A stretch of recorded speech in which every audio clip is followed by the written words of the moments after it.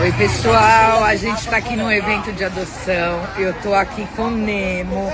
Olha que coisa mais... Nemo, mostra aqui a sua cara, Nemo. Aqui o zoião, ó. Olha que olho lindo, olha que cachorro lindo. Ele já é um adulto, mas ele é novo, super bonzinho, gente. Olha que cachorro maravilhoso. Ele só precisa de um lar.